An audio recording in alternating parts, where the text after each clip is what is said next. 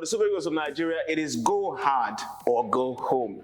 The clashes against Lesotho and Benin Republic are so defining to us heading to the next World Cup in the USA, Mexico, and Canada. It absolutely has to be a win, and we're going to preview these games right here on this edition of the show. My name is Ayomide Daniels. I bid you welcome to the latest edition of the Nutmeg.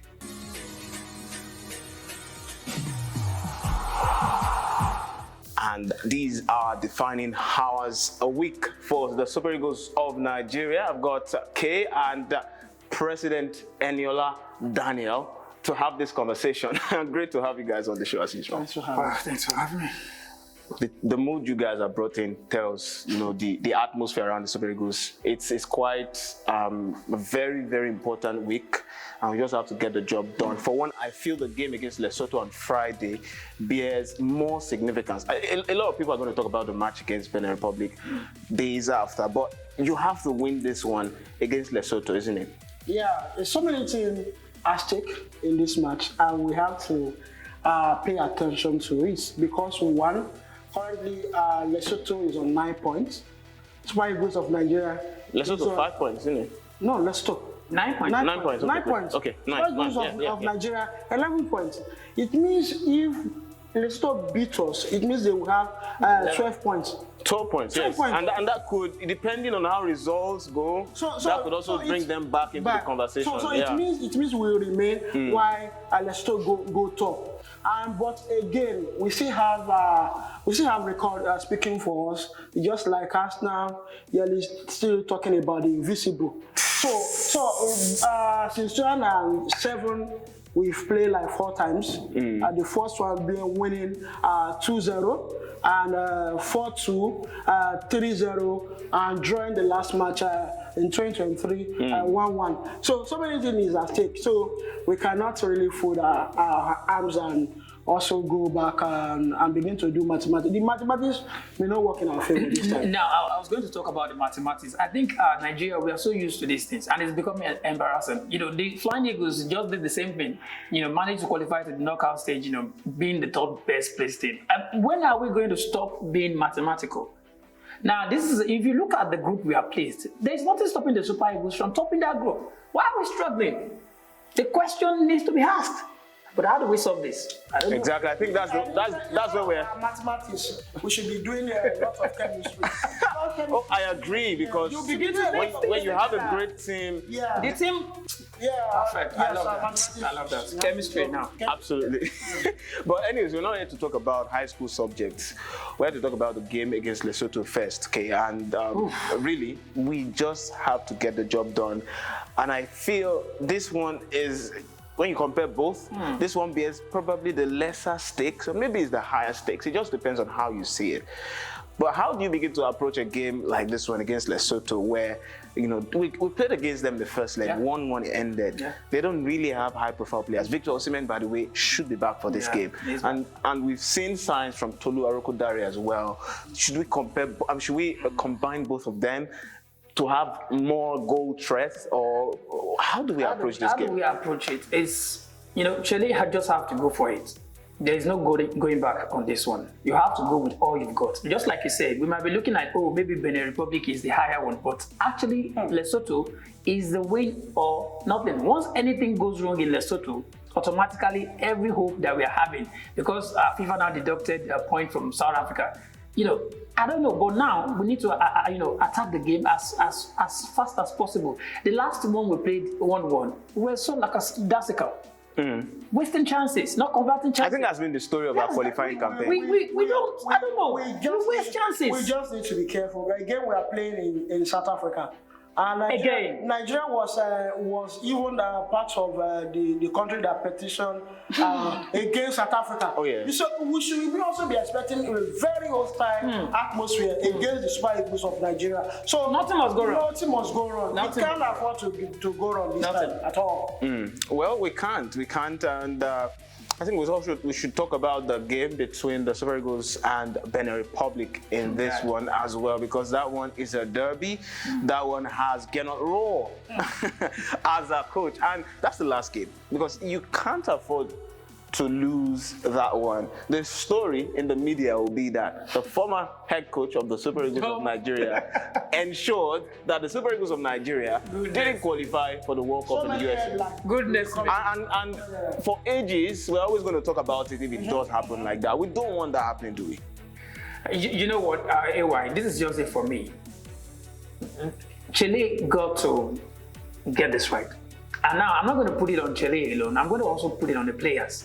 These guys, they have been playing as if they don't want to go. Let me be sincere. Because most of the time we blame the coach. But if you look at what these guys are doing on the pitch, okay, the other time we're saying that, okay, look at this combination. Its combination we're fine. You think so? What about the game that, of course, Osimhen was ejected from the game because and then we considered immediately? Yeah, But the coach, in my criticism of the coach, he brought in an attacker. At the death of the game, you should bring in a defender there. Yeah. Well, that could be a dent, but what I'm trying to say is everything is not always on the coaches. But most of the time, they want to take because have they gone in charge. But these players, where is the passion? Where is the I tend to agree with you as well. Where is the passion? Actually lack a passion for the Super Eagles. Yeah. That was like people still talk about Osimhen faking that injury. People still Do talk you about believe that. I don't that think he it's faked fake it? that. I don't want to go with that narrative. I think Osimhen is not that kind of person that would do that. I think if there's one person that will lay his life for the national team, But it's that's Osimhen.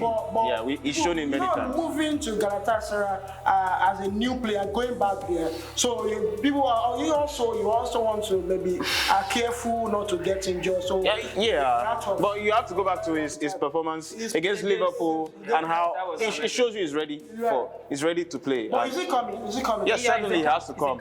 Yes. He's a camp. So one thing we have to also deploy our Arsenal. This new guy Ako Adams. That play against score against Barcelona. Beautiful. I think he should also Sevilla. come in Sevilla. Yes, play for Sevilla against Barcelona and he scored. So I think we should also bank on that. We should also bank on new players. We should be looking at new players and I don't think our attack is the problem. This is where we're going to crash the show. Midfield. The midfield is really concerning. Yeah. 4 midfielders were called up for this game.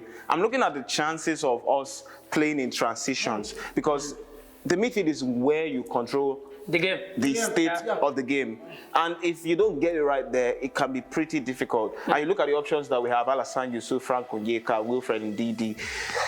They don't exactly give you a lot of confidence that they can control the proceedings.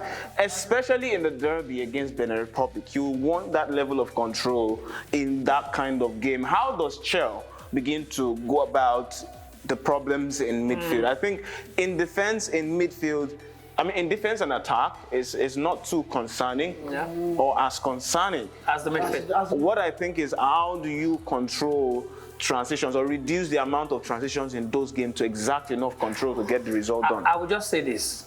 For me, the creativity in that team is not enough.